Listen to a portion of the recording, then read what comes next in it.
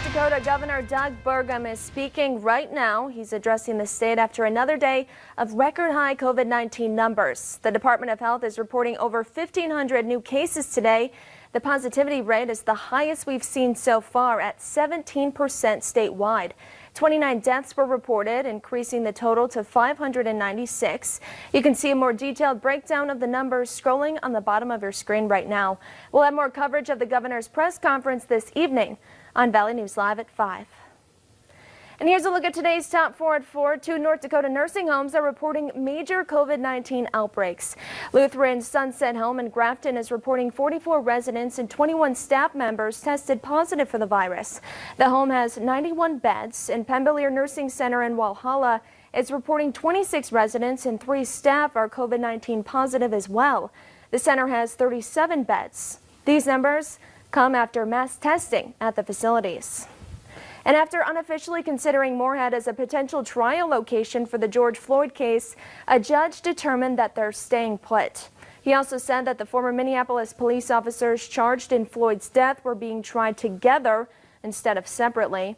This comes after defense attorneys argued that pretrial publicity made it possible for the men to have a fair trial in Minneapolis. And the highly anticipated Starbucks collectible holiday cup arrives in stores tomorrow. Starbucks is giving a free collectible red holiday cup to customers who order a holiday beverage on November 6th at participating Starbucks stores. The limited edition cup is available in stores or through deliveries.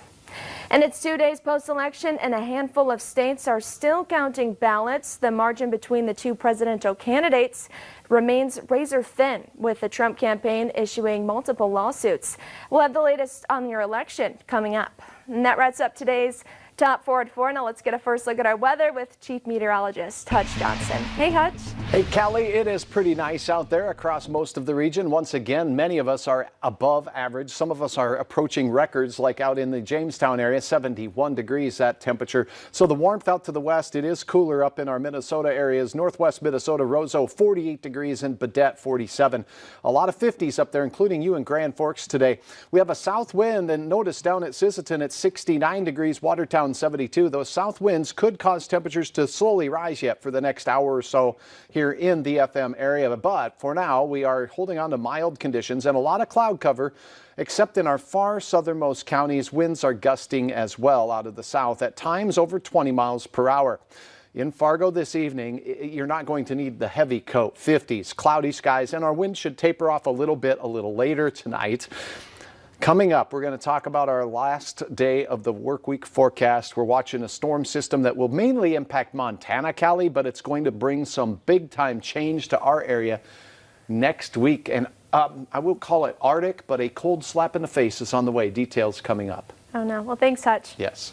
And a massive apartment fire that could be seen from I-94 left some residents displaced this morning. Fire Marshal Ryan Erickson says the call first came in just before 5. The fire was reported on the top balcony floor, causing damage to the attic and 3rd floor. Erickson also said everyone is okay with no injuries. And this is what one resident said, what he saw this morning. There's just a lot of people standing outside, blankets and coats on and stuff. A lot of people are still in the building when I got out, but from what I saw, everybody was safe. On the side I got out on, you couldn't really see anything, so we walked around back here. And then that's when we saw the patio was completely engulfed and flames on the roof.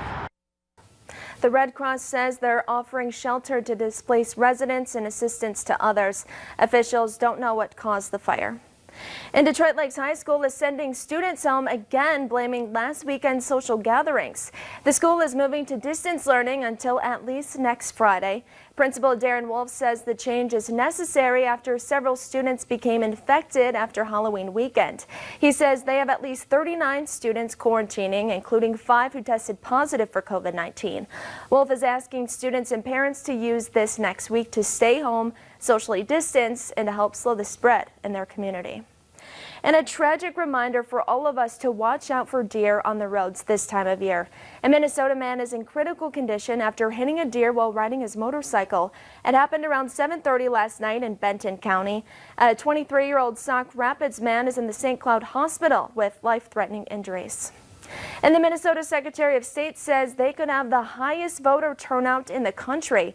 Steve Simon says so far more than 3.2 million Minnesotans voted in the election. That's out of roughly 4.1 million eligible voters. That's bigger than the 75% voter turnout in 2016. And hundreds of protesters were arrested in the Twin Cities last night after marching onto I-94.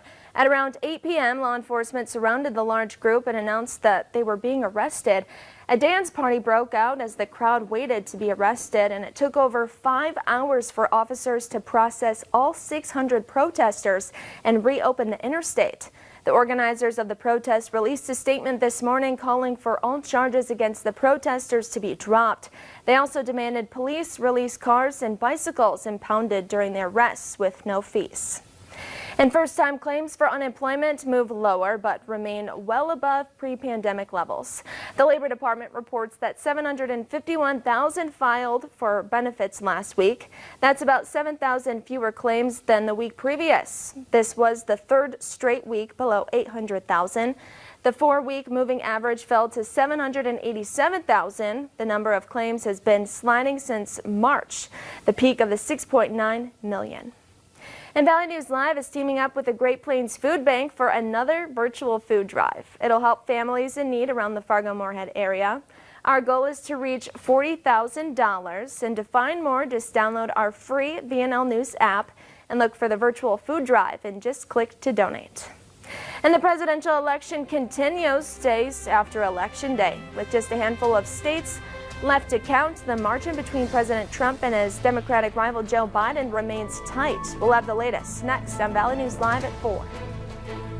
Noticeably cooler today for many areas, particularly northern Minnesota. Now, we do have some mild weather to continue the next couple of days, but big changes ahead after the weekend. Hour by hour details are next.